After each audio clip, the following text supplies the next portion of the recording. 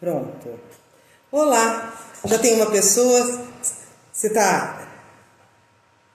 Olá, tudo bem? Boa noite, seja bem-vindo. Estamos esperando a doutora Sueli entrar para a gente começar a nossa live, então, de um tema tão interessante hoje, né? Boa noite.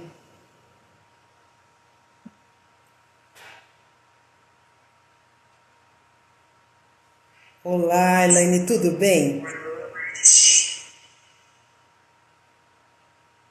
Boa noite. Seja bem-vindo. Esperando o doutor. Olá, eu tô entrando, mas vai dar microfonia.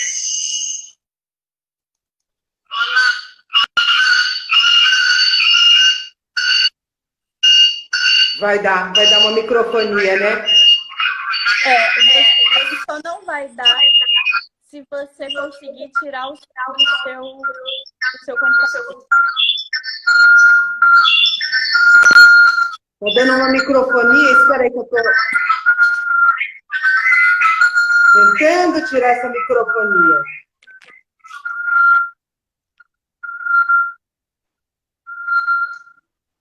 Conseguiu tirar? Na verdade, a única forma da gente tirar é você tirar o som do seu computador. Se você não conseguir tirar o som do computador, então é só... vai ter que Não estou desligar o conseguindo. YouTube. Tá, então sai do YouTube.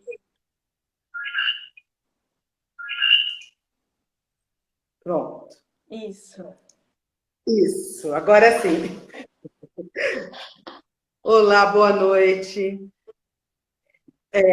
Boa noite. Para quem entrou agora, eu vou conversar um pouquinho, né? Falar um pouquinho dessa questão do que nós estamos fazendo nessa semana, né? A Calanto preparou uma série de conversas com especialistas para a gente aprender uma série de coisas, principalmente com essa questão da longevidade, do cuidado da saúde com o idoso, né? De uma série de coisas. Então, essa semana inteira, uma série de conversas com especialistas sobre assuntos super importantes, né?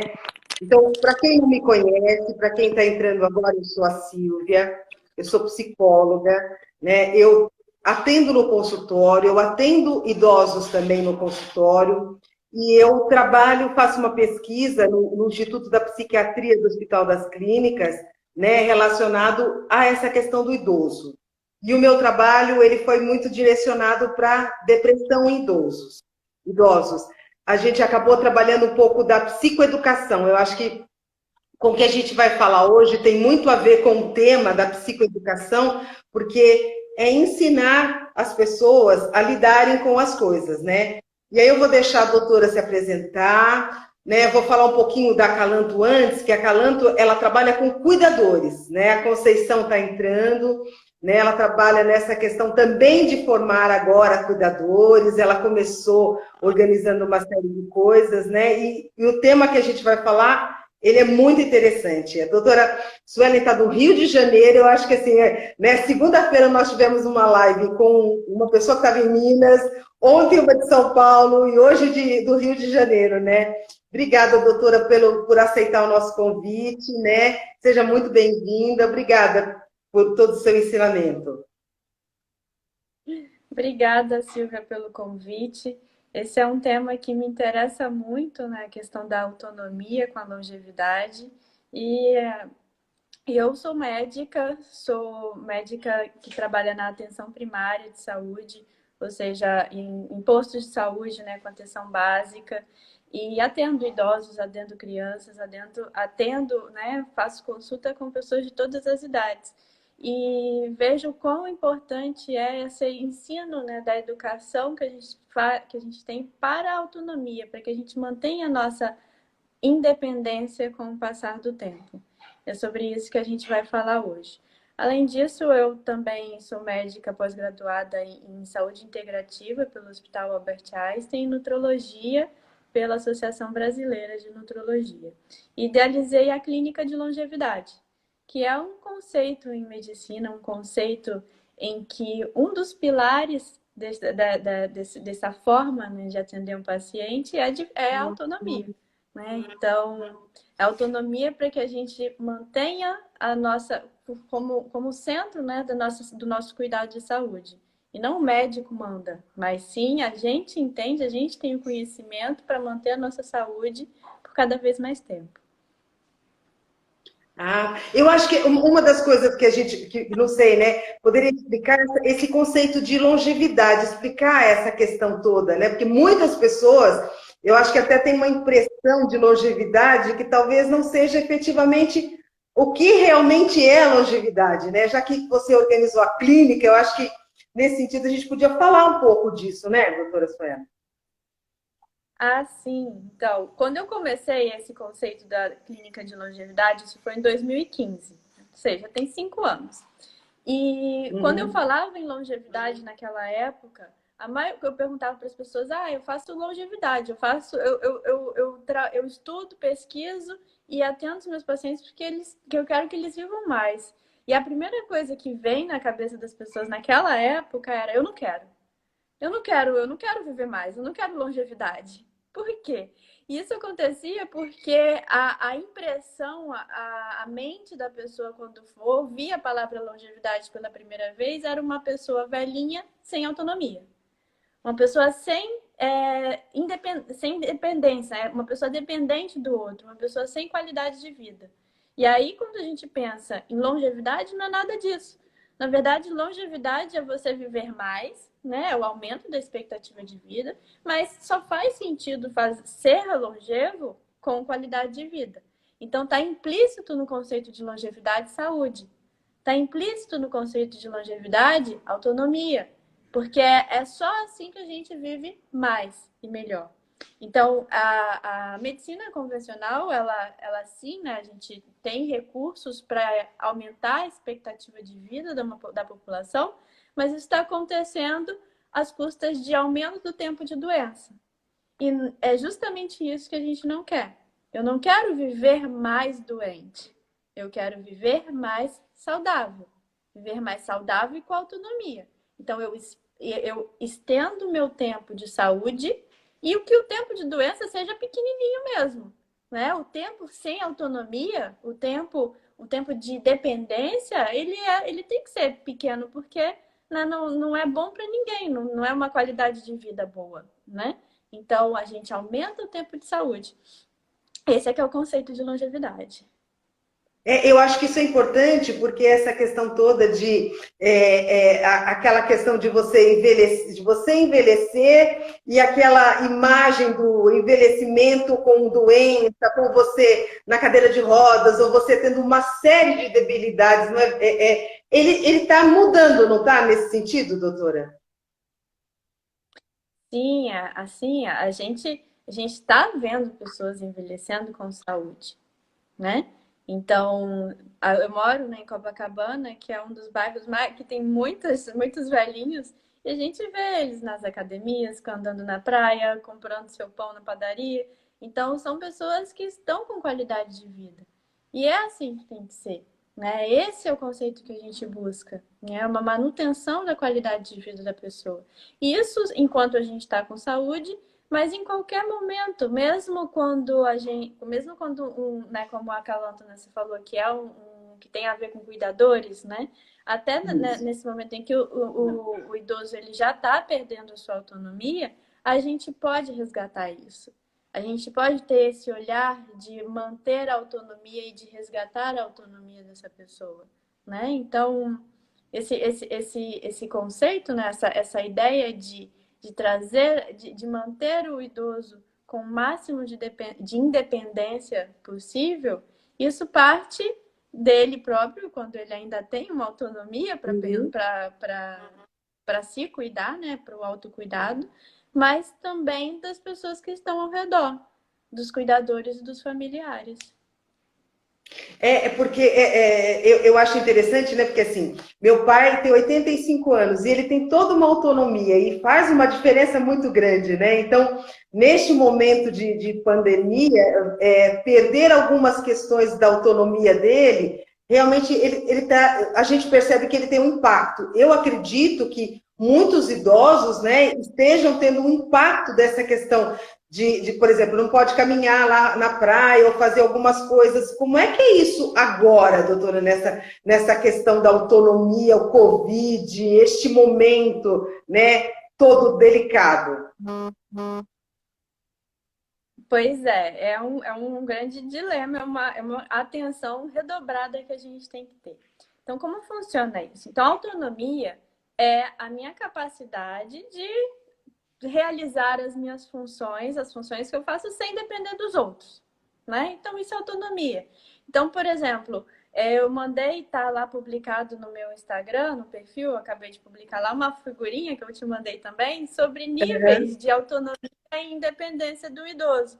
Então, quando a pessoa vai envelhecendo sem saúde, no início, né? Então, a pessoa completa a autonomia. É um idoso que vai lá e faz as suas compras no supermercado ou vai pagar uma conta, coisas que aconteciam antes da pandemia e que agora não podem mais fazer. Então, eles perderam um pouco de autonomia, né? Sim. E essa autonomia, a partir do momento que a gente vai envelhecendo e vai envelhecendo de uma forma não saudável, a gente vai perdendo essas funções, né, de sair de casa.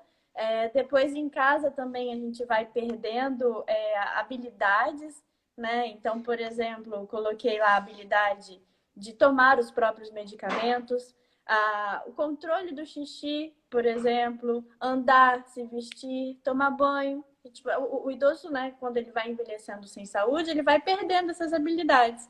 Até o momento em que ele ele perde a habilidade de ir ao próprio banheiro ou de até sair da cama, né? Então, essa perda de autonomia, né, e essa dependência que a pessoa começa a ter é que a gente precisa tomar cuidado. Então, na pandemia, as primeiras autonomias, um idoso saudável que estava completa autonomia, que saía para fazer compras e para pagar suas próprias contas no banco, ele perdeu essa autonomia, né? Então, em casa, a gente precisa estimular esse idoso a manter as habilidades que ele ainda pode conseguir. Então, por exemplo, ensinar o idoso a pagar as contas pelo internet banking.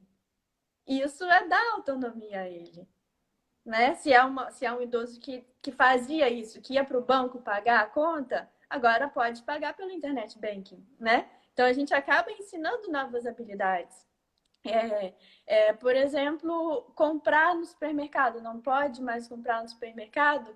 Já existem, né, várias formas pela internet de escolher as compras se quer, de usar o WhatsApp, se não usa ainda. Então, ensinar essas habilidades para que eles ainda consigam manter a sua autonomia das funções que eles já tinham e não ficar dependente. Então, isso é uma dica de manutenção de autonomia que a gente pode ensinar para esses idosos que faziam essas coisas e agora não estão mais fazendo. Até porque é sempre assim, né? Se a gente para de fazer algo que a gente estava fazendo, né? Se a gente para, fica muito tempo sem fazer alguma coisa, a gente perde a autonomia. Alguém falou que está sem som. O seu som Será? O som tá ligado? Está sem som, as pessoas estão ouvindo? Não, o seu som não estava sem som. Uma pessoa colocou que não estava ouvindo. Mas será que não está me ouvindo? Tá normal. Alguém pode... Arlete... Isso. Tá com som, sim. Pronto, tá normal. Pronto. As pessoas estão ouvindo. Né? Essa dica da questão da autonomia é uma coisa super importante. Você, né, podia continuar nessa questão das dicas, de como pode fazer? Sim, né? Então, essa primeira autonomia que eu falei agora é o que eu chamo de autonomia cognitiva.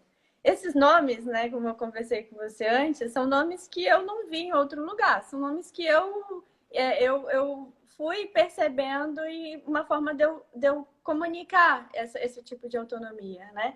Então, é a autonomia das nossas faculdades mentais. É a minha função, o que eu faço. Eu tenho inteligência, eu tenho capacidade mental, minha mente está boa o suficiente para poder sair, pegar um ônibus, ou pegar um Uber, ou ir ao supermercado, ou pagar uma conta de banco, né? Ou interagir com as pessoas. Então, eu tenho uma autonomia da minha cognição, da minha mente, né?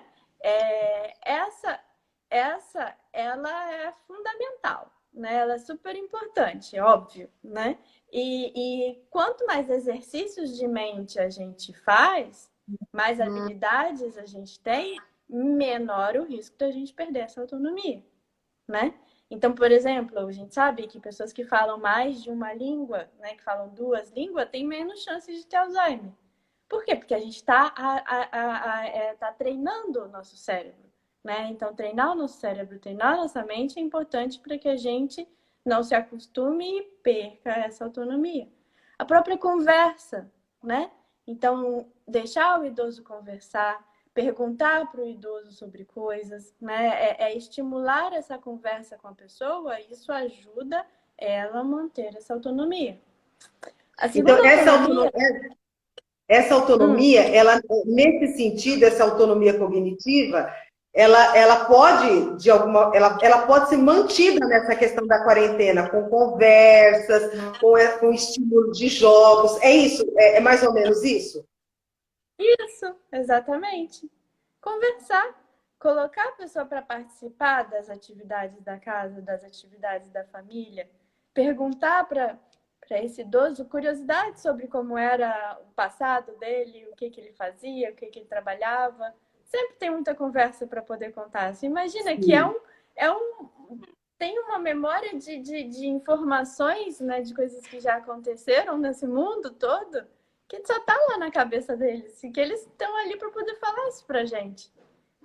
Né? E aí uma coisa interessante, né? Que essas histórias, eles até gostam de contar, não gostam?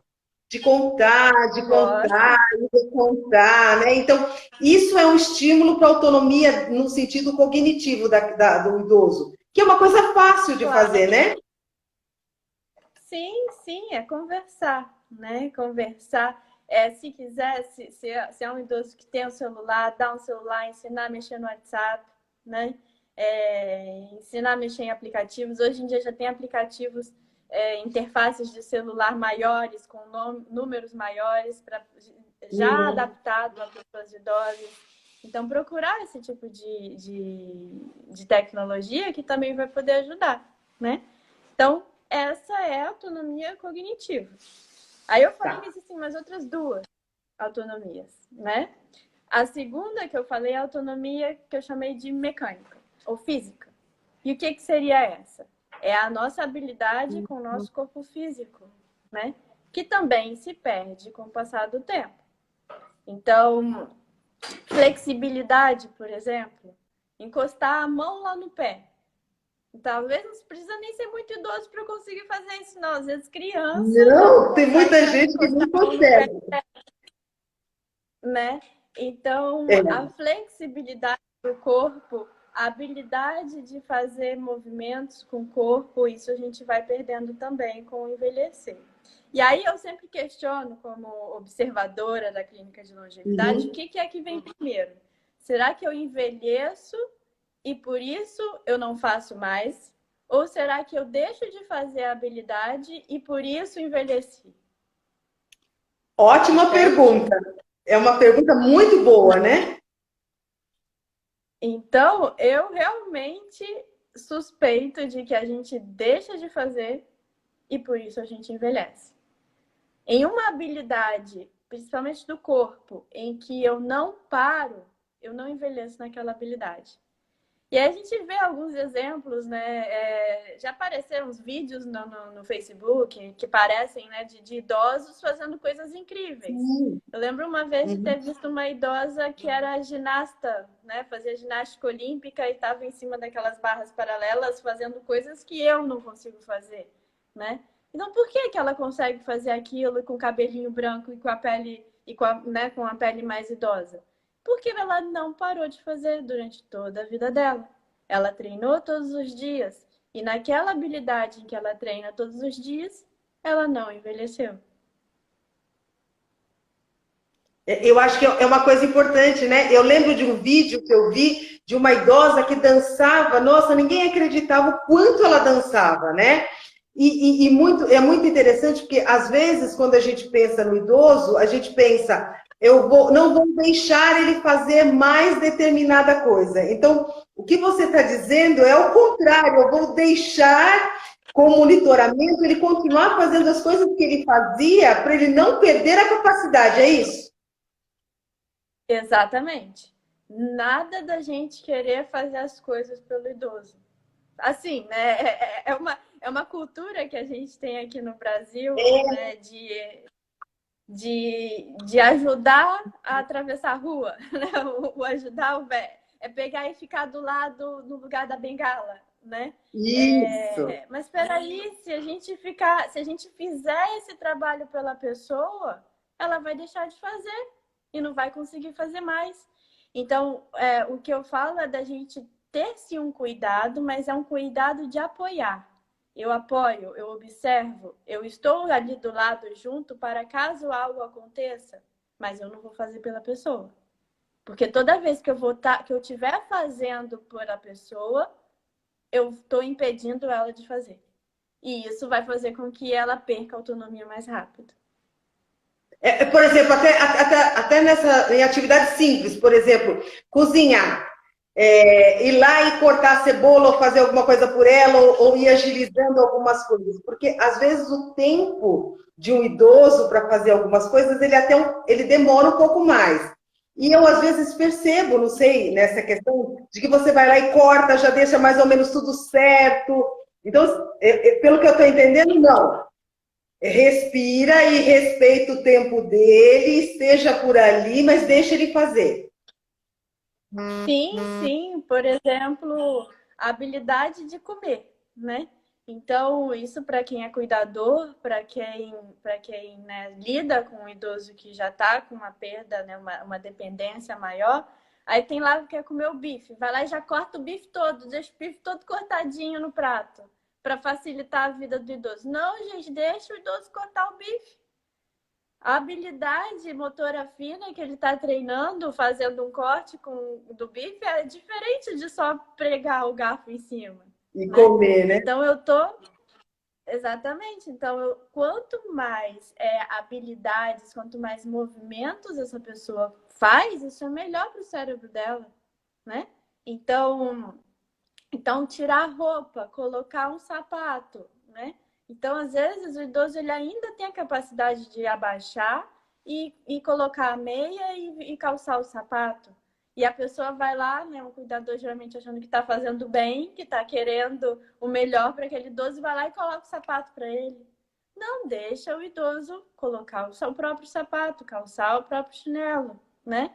E se já perdeu, e se é um cuidador que já está fazendo isso e já está acostumado a colocar, vamos retornar. Vamos deixar o chinelo ali do lado e pedir para a pessoa colocar o chinelo. E esperar o Mas tempo às da vezes, pessoa para doutor, poder colocar. às vezes os próprios filhos acabam fazendo uma série de coisas, né? Justamente nesse sentido, né? Tentando ajudar, né? Ou agilizar, às vezes não é nem ajudar, às vezes agilizar algumas coisas, igual mais ou menos a gente faz com criança, né? Então, a criança vai sentar para comer, ela vai demorar não sei quanto tempo, a gente vai lá e dá na boca dela para ir mais rápido, Isso. né? Não é mais ou menos o que a gente acaba fazendo? E o que você está dizendo que não, que esses movimentos eles são muito importantes para trabalhar toda essa autonomia do idoso, né? Exatamente. Todo movimento ele é importante. Quanto mais movimentos diversos a gente faz com o corpo, seja movimentos finos com as mãos, ou movimentos mais amplos, um espreguiçar, por exemplo, varrer a casa, retirar um móvel de um lugar e colocar em outro, né? Lavar uma louça, lavar um banheiro, né? Dependendo da condição do idoso, obviamente, para não escorregar, mas toda habilidade, né? Todo movimento que a gente faz para o nosso corpo, ele é um estímulo para o nosso cérebro. Então, sim, é legal para quem tem condições de fazer fisioterapia, mas independente, a gente precisa de função. né? De se sentir útil também. E quanto mais atividades, que sejam as atividades da casa mesmo, né? Então, por exemplo, quando eu tô com a minha avó lá em Vitória, a gente vai cozinhar, eu vou cozinhar com ela, eu pego, vó, me ajuda aí a descascar esse alho. Ou então cortar um maxixe, que ela gosta de maxixe, ou cortar uma cebola, né? Então são coisas que ela já fazia desde sempre, né? E que são habilidades que não tem motivo. Se ela tem capacidade de fazer, vamos deixar ela fazer. E se de repente algum idoso, por conta de alguma questão, perdeu alguma habilidade, a gente pode ajudar o idoso a ir retomando isso? Por exemplo, um idoso que ficou acamado e a gente consegue dar uma estimulada para ele começar a ter uma autonomia? Isso é importante também, né, doutora? Sim, claro.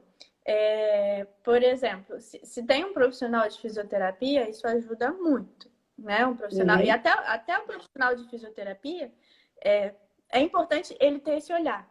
Se ele não tem esse olhar, tem um médico que tem esse olhar, ou a família que tem esse olhar, né? Então, eu falo assim, quando eu trabalho nesse tipo, né, de assistência, de olhar a equipe que cuida desse paciente como um todo, né? E estimular essa equipe também, né? Estimular a fazer um exercício, né? Um exercício em que a pessoa própria faça, né? Sempre na ideia do idoso fazer. E exercício simples, sentar. A própria habilidade de sentar para uma pessoa que está acamada, né? Resgatar essa habilidade é possível. Mas primeiro a gente precisa ter a intenção, querer. Né? E aí, do querer, do cuidador, né? Eu falo cuidador, mas o cuidador é quem cuida. Pode ser o profissional que cuida, mas os filhos Sim. também, né? Uhum. Então a equipe, todos que estão envolvidos no processo de cuidado dessa pessoa, desse idoso, eles têm que ter essa intenção. Porque se eles não tiverem a intenção de evoluir naquele cuidado, né? Simplesmente manter ou já tenha na mente, isso aí já não dá mais certo, já não tem mais o que fazer, é esperar, né? Vamos tocar isso, né? Até um dia se for, que é às vezes o olhar da pessoa também, né? Então ter esse olhar, né? Ter esse olhar de sempre evoluir, de sempre manter a autonomia, nos mínimos detalhes, a gente consegue manter a autonomia da pessoa. Até a pessoa que está acamada, também a gente consegue ver mínimos detalhes que podem melhorar a autonomia dela. Porque, de fato, não faz, né? O objetivo que a gente tem, né? O objetivo do cuidado é proporcionar melhor qualidade de vida, né? Sim, sim. Então, esse melhor e obviamente quando a gente fala em longevidade a gente não está falando esse tipo de longevidade que ninguém quer, que nenhuma pessoa quer. A longevidade é acamada por muito tempo, né? Então Sim, a sim. gente recupera. O objetivo é a gente recuperar a autonomia daquela pessoa, né, na medida do possível, claro. E o cuidado também, o cuidado médico nessas circunstâncias, né? Ela precisa ter o entendimento de saber quando é que é para fazer um cuidado paliativo também, né? De não fazer medidas médicas que a gente saiba que pode estender uma vida que também que não vai trazer um retorno, né? Então, tudo isso são cuidados, né? São conceitos na medicina também, né? Que é a distanásia, que é... Não sei se você já ouviu falar nesse termo, né? Não, doutora, não ouvi. Nunca ouviu falar em Não. distanásia? Todo mundo já ouviu falar em eutanásia, né? Eutanásia é quando a interrupção precoce de uma vida. Isso é um crime, né? É um crime. Mas a distanásia também é previsto no Código de Ética Médico e também já existem muitas discussões jurídicas a respeito disso, que é quando a gente mantém uma vida às custas de tratamentos médicos que não vão ajudar muito por muito tempo, que não vão melhorar a pessoa, que não vão tirar a pessoa daquele quadro. Na verdade, a gente impede uma morte natural, né? Então, esse conceito é o de distanásia e o de ortotanásia. A ortotanásia é a morte correta, a morte natural, a morte no tempo certo. Porque é viver, né? Todos nós um dia vamos morrer. E quando é esse tempo certo de morrer? Né? É quando a gente estende esse tempo certo, quando passou do tempo, quando a gente sabe que aquela pessoa só está viva por conta de recursos da medicina que não vão tirar ela do quadro que ela está, mas vão permanecer ela na qualidade ruim que ela está por muito tempo. Isso é distanásia. Né? É a dependência dos procedimentos médicos com uma piora da qualidade de vida, com tratamentos médicos que não vão melhorar aquela situação. Então, são conceitos, eu fiz uma live semana passada falando sobre esses conceitos todos. Então, tá no meu YouTube também. E é importante se alguém quiser se aprofundar, pode dar uma olhada lá para entender melhor esse conceito e ver essas questões todas, né? E para lidar com a longevidade de outra maneira também, né? Sim. A gente aqui, o nosso foco é autonomia. Longevidade só faz sentido com autonomia, né? Se não tem essa autonomia, a gente precisa estudar, precisa conhecer outras formas, né? Outros termos, para entender qual é o momento, né? Para entender até onde vai a atuação médica. E aí, esses termos, tanto a distanásia, a eutanásia, que é crime, obviamente, mas a distanásia e a autotanásia são termos médicos e jurídicos bem estabelecidos, né? E tem muito papo para conversar sobre isso também, né? Você estava falando das autonomias, você falou da autonomia cognitiva, da autonomia física. Tem uma outra autonomia nesse sentido? Sim, né? Já esses termos, né? Autonomia física, cognitiva e a próxima que eu vou falar, a bioquímica, são termos meus da clínica de longevidade, né? São termos que eu utilizo para conversar com os meus pacientes, né? Então, a mecânica, a física, né? Eu já falei que são as habilidades motoras, né? Então, a habilidade de tirar uma roupa, colocar uma roupa, por exemplo, ou calçar um sapato.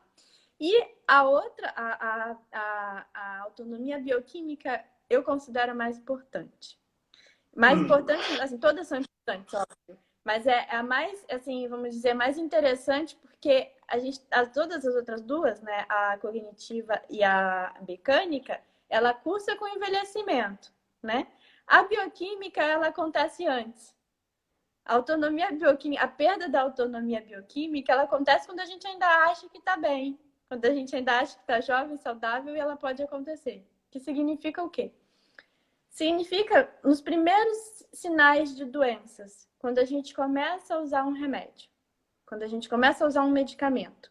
Por exemplo, um antihipertensivo. Então, se eu estou hipertenso e começo a usar um antihipertensivo, eu estou inibindo uma enzima, ou eu estou inibindo uma atividade bioquímica do meu corpo, para poder manter a minha pressão dentro de referências normais. Por exemplo, um outro caso, uma pessoa que não consegue dormir e começa a tomar remédio para dormir. Então, se ela está tomando remédio para dormir, ela está perdendo a habilidade do corpo dela dormir sozinha e precisa do remédio para dormir. Então, ela está criando uma dependência de um remédio. Então, a perda da autonomia bioquímica, ela é a dependência de medicamentos. Aí a gente pensa, mas então não é para tomar o medicamento? Não estou dizendo que não é para tomar o medicamento. Se houve uma indicação médica de tomar um medicamento, tem que tomar. Mas não com a ideia de tomar um medicamento para o resto da vida. Porque isso é a primeira perda de autonomia. Né? Então, e eu estou falando isso porque...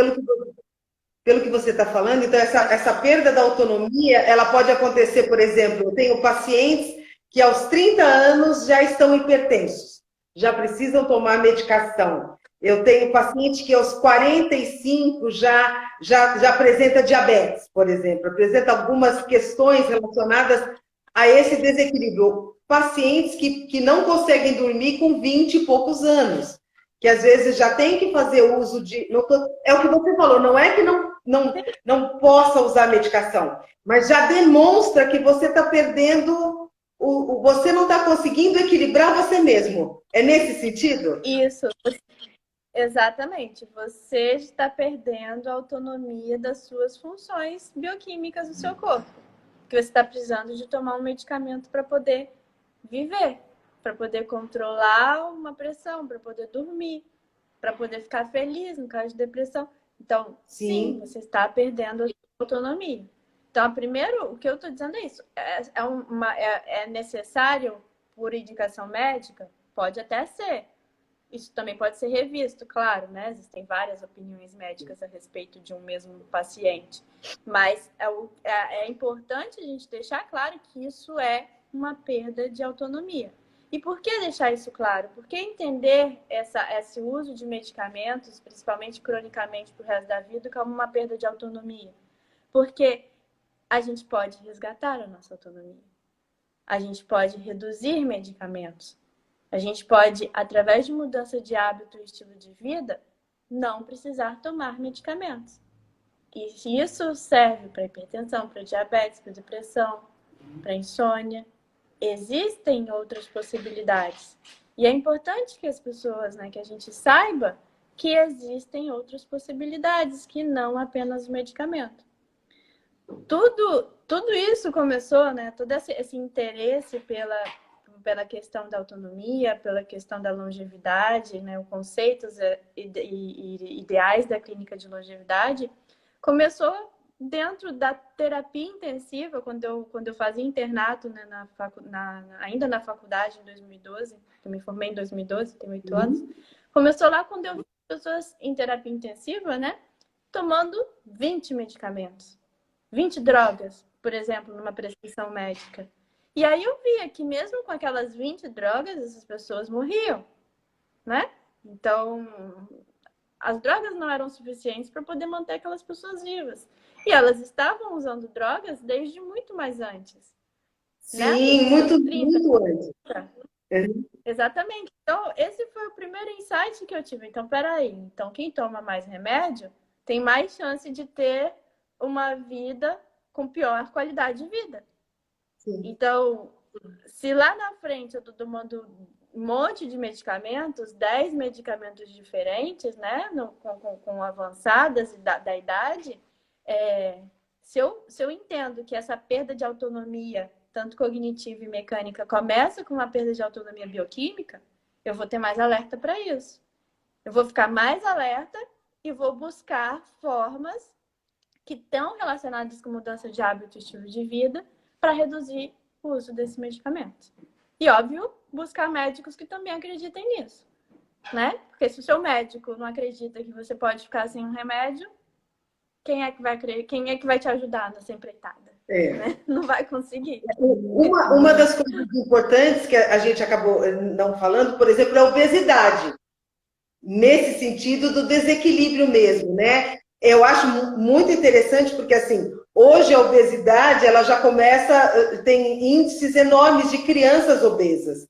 Então, nesse sentido que você está falando, então, eu já começo no meu desequilíbrio bioquímico logo na minha infância, e aí eu já vou acentuando todo esse quadro com estilo de vida de não exercício, estilo de vida de uma alimentação não saudável e uma série de coisas, e isso vai contribuindo para a minha longevidade e a minha perda de autonomia em todos os sentidos. É isso. A gente e as doenças que a gente tem, ou a saúde que a gente tem, é resultado de estilo de vida. É resultado dos fatores ambientais, né, de alimentação, movimento, atividade física, intoxicação ambiental, que são coisas que estão aí, que a gente não tem tanto controle sobre isso, a forma que a gente enxerga a realidade, né? Então, como eu enxergo a pandemia, por exemplo, será que eu vejo isso como uma coisa muito, muito, muito ruim? Eu vou ficar mais deprimido? Eu vou ter mais problemas? Sim. Ou eu vejo isso como uma oportunidade de mudança, uma oportunidade de evolução, né? Então, toda a forma com que a gente enxerga as coisas ao nosso redor e o nosso ambiente é que vai determinar muito mais do que a genética. Genética, ó, isso daqui. Se a gente nasceu um bebê saudável, Se o meu gene, o meu DNA teve a capacidade de gerar dentro do ventre da minha mãe uma criança saudável, que esteve saudável no primeiro ano de vida, peraí, então esse gene é suficiente para criar um bebê saudável. A doença que surge 50 anos depois dessa genética? Sim. Não, né? A doença, ela é de estilo de vida, ela é de como a gente pensa, de como a gente age, né? Das nossas atitudes com relação ao nosso corpo, né? Então é isso que vai determinar se a gente está vivendo melhor e mais, né? Por mais tempo. Que é o ideal, né? Que é o conceito da clínica de longevidade. Manter saúde por cada vez mais tempo. E o meu projeto é 120 anos. Meta, assim, de estar bem, né? Estar bem com 120. E é interessante que você pontuou que essa perda de autonomia, esse envelhecimento no sentido, ele pode ser muito diferente. Eu acho que o conceito já vem mudando, né? Então, a gente acaba vendo idosos assim, eu brinco que alguns idosos, né, eles têm os exames os exames que eles fazem periódicos até melhores do que vários adultos jovens, né? Então, essa questão do colesterol, de uma série de coisas, tem idosos que conseguem manter com a alimentação, com essa questão de ter amigos, de não perder a autonomia, né? Então, por exemplo, meu pai, ele tem 85 anos e ele ficou muito feliz em janeiro porque ele renovou a carta dele por 3 anos. Então, eu brinco que a hora que ele recebeu o carimbo de autonomia de mais 3 anos, ele rejuvenesceu uns 20. Certamente. Com certeza. E a gente tem que aproveitar isso, né? E estimular essas habilidades para que ele continue renovando a carteira dele por mais 3, por mais 3, por mais 3. Esse é o conceito do 120, né? Então, viver 120 anos não é pensar lá, é pensar no próximo ano, estar melhor do que está hoje. Então, buscar, por exemplo, o que será na pontuação lá da carteira, qual foi aquela que ficou mais baixa? Como é que ele pode estimular aquela habilidade? Como é que ele pode estimular a habilidade de enxergar, da audição, né? Do movimento rápido do reflexo? Então, são essas coisas que a gente continua estimulando que vai fazer com que seu pai renove a carteira por mais 3 anos. Né? E é interessante porque ele falou assim, você sabe que eu cheguei lá, ele não usa óculos, né? Eu já uso óculos. Aí ele falou, cheguei lá, li tudo, e aí eu mostrei para o médico que ele podia me dar a carta. Então, é muito interessante o que você está falando, né? Dessa questão toda de eu sinto que eu tenho autonomia e que eu consigo lidar com tudo isso, né? Então, essa questão também do cognitivo, né? Que parece, como você explicou, tá tudo ligado, não tá, doutora? Sim, tá tudo ligado, né? A nossa mente, a nossa autoconfiança, o ambiente, a alimentação, o autocuidado. E esse sonho, né? Esse projeto, esse ideal, né? Eu estou aqui agora vivendo por um propósito, né? Eu tenho uma função, eu tenho algo que eu quero fazer, né? Que possa ser ver os filhos crescerem, ver os netos crescerem, participar da educação dos netos. Isso também é um propósito, né? E é um objetivo muito nobre, né? De querer permanecer bem, né? E incentivar isso, incentivar um futuro, né? Incentivar com que esse idoso planeje coisas também a longo prazo, para os próximos 6 meses, próximo ano, daqui 2 anos, né? Manter esse olhar a longo prazo. Eu acho que isso faz uma diferença muito grande, né? Então, essa questão toda de você pensar na autonomia dos idosos, não é só autonomia no sentido de, ele vai comer sozinho ou ele vai fazer alguma coisa sozinha. Pelo que você está explicando, é autonomia de várias maneiras, de um contexto geral, né? Da pessoa começar a perceber algumas questões e eu achei muito importante o que você disse do papel do cuidador, cuidador, quem cuida, se é o filho, a filha, se é alguém, né, estar monitorando as coisas, né, não podando o idoso nesse sentido, né, porque acontece muito. Ah, não faz isso que você vai cair. Ah, não faz isso que pode deixar que eu faço, né? Não vai cuidar da planta que eu vou lá e arrumo. Então você acaba fazendo com que a pessoa não sinta que ela é capaz, né? Não sinta que ela consiga, né? Então, eu achei muito boa essa sua colocação. E outra colocação que eu achei importante é: isso tudo vai sendo construído. Não dá para você chegar aos 60 anos e falar, não, agora eu vou trabalhar todas as autonomias. Eu até posso, né? Mas é um processo, é isso? Eu falo que nunca é tarde para começar, né? É Uhum. óbvio que quanto mais cedo a gente tem o insight, quanto mais cedo a gente olha para dentro e mantém e estimula esse autocuidado, maior é a nossa capacidade de manter isso, né? Mas nunca é tarde para começar, né? Então, a autonomia, esse estímulo, esse cuidado, esse olhar integrado, ele pode acontecer com aquele idoso que está acamado, onde eu vou olhar para ele e estimulá-lo dentro das condições dele, mas isso também vai acontecer para um idoso ou para uma pessoa jovem que que pode já estar perdendo uma autonomia porque está comendo mal, né? Porque Sim.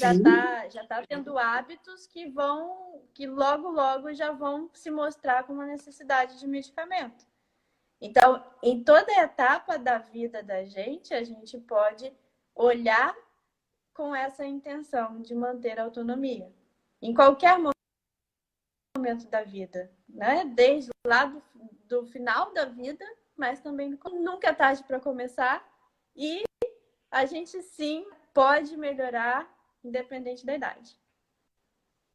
Isso é muito bom, né? Que o que você está dizendo é que essa questão dos hábitos da nossa vida, né? Dos hábitos que a gente tem, do estilo de vida, é uma coisa muito importante, né?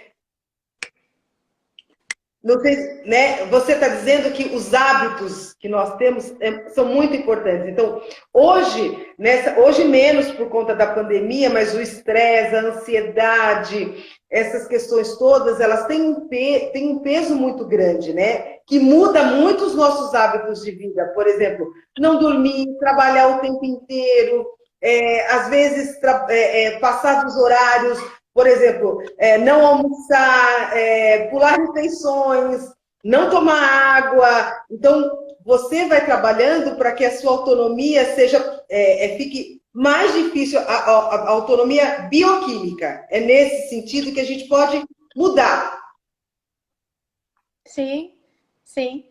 Eu falo assim, todos os hábitos, né? Os hábitos de estilo de vida, eles vão interferir no nosso corpo. Às vezes a gente pode olhar essa interferência bioquímica no exame de sangue. Então começa a alterar o exame de sangue. E aí alguns médicos vão lá e já Sim. começam a dar medicamentos, né? Esse é o início de doença. Então, esse é o modelo, né? E qual vai ser a doença vai depender do que manifestar primeiro, né? Mas, e aí sim, pode ser genético no sentido de, meu pai se manifestou primeiro com hipertensão e eu também vou. Pode até ser. Então, a genética ela vai orientar por onde vai adoecer. Mas adoeceu porque fez algumas coisas ruins durante a vida, né? Foi estilo de vida, né?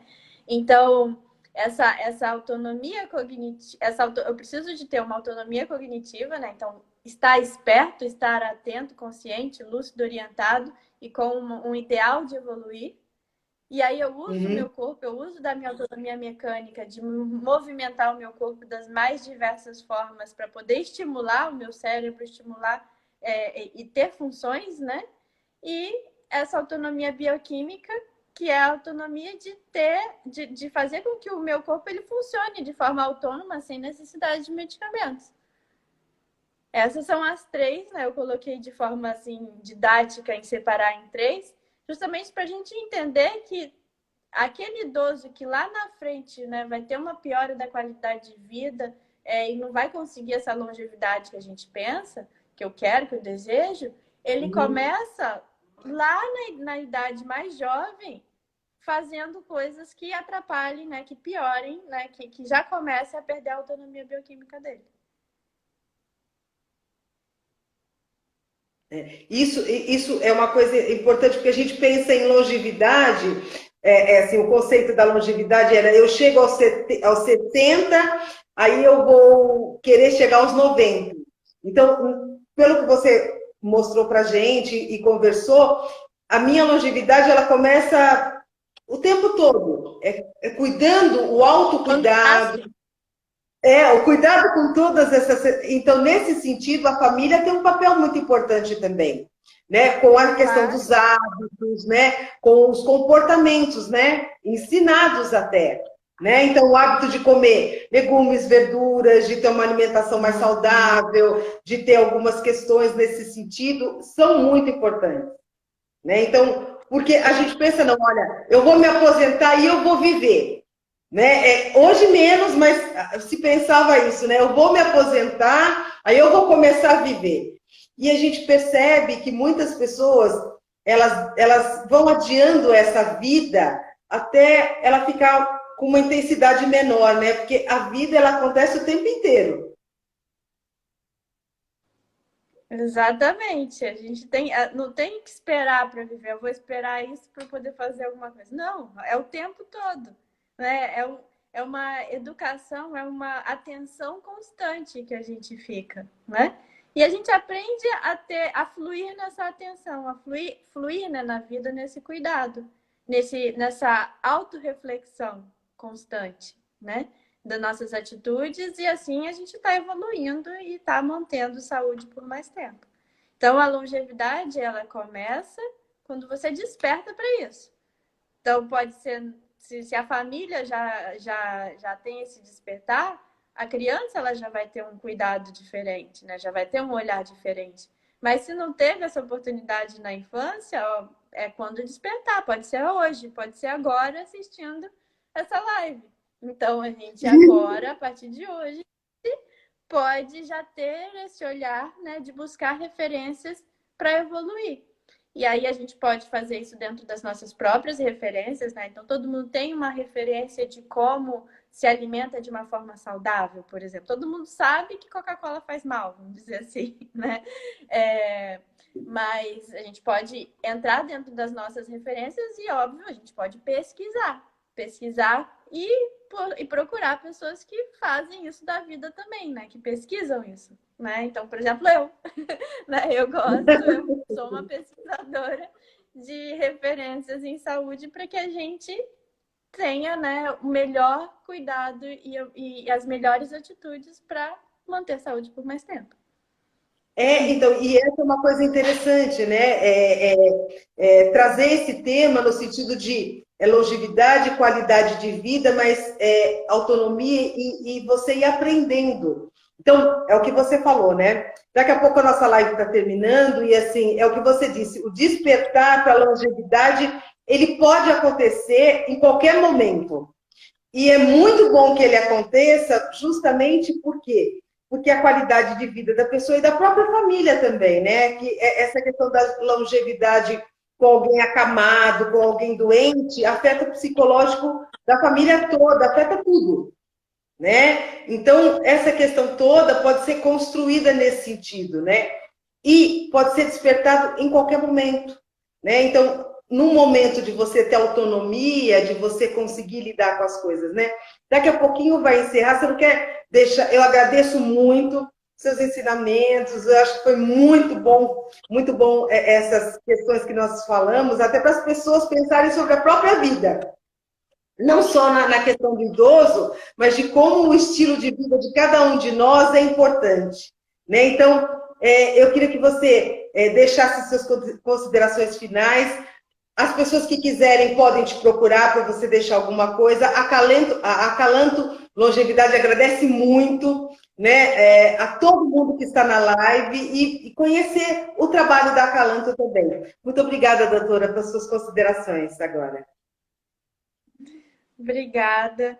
Bom, eu acho que você conseguiu sintetizar bem, né, a mensagem, né? A gente começou essa live falando sobre a autonomia do idoso e concluímos que a autonomia do idoso, ela começa para todos nós, né, no momento em que a gente desperta, né? Então esse é o momento, né?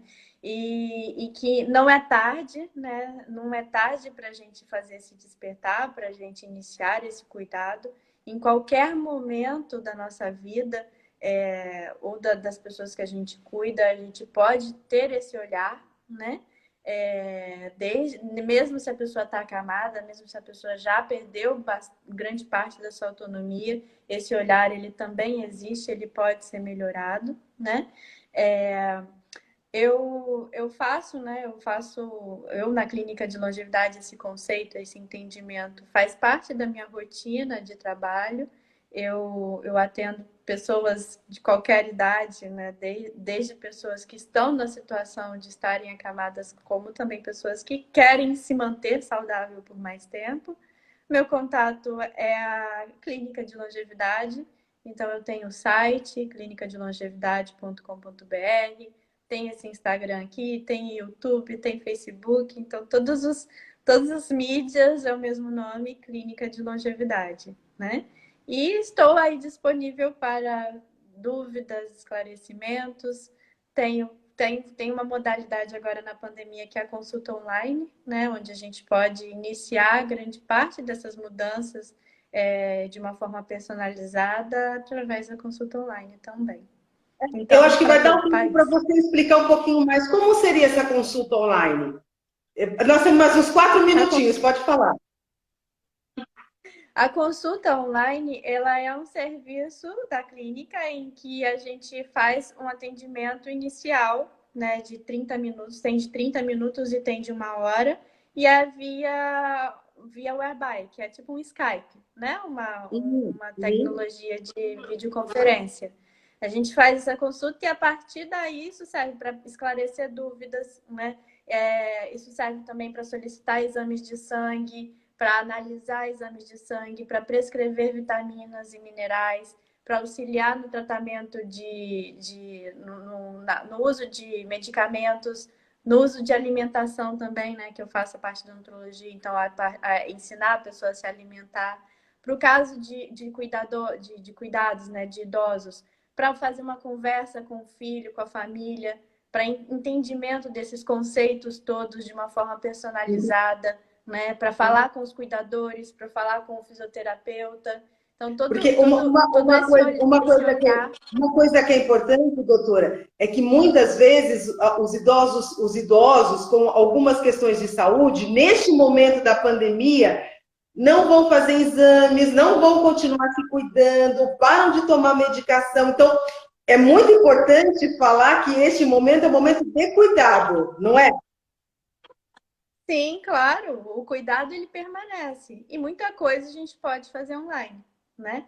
Então, aquilo que dá para a gente fazer online, a gente faz. O cuidado, hoje eu tô transferindo meu serviço, grande parte, né? Quando é só a parte da conversa, a gente faz online, né? E se é necessário um atendimento físico, a gente pode, no momento, né, que é uma doença aguda, que precisa de atendimento físico, eu vou, obviamente, saber a limitação da tecnologia e encaminhar caso haja uma necessidade de um atendimento físico real, né, presencial.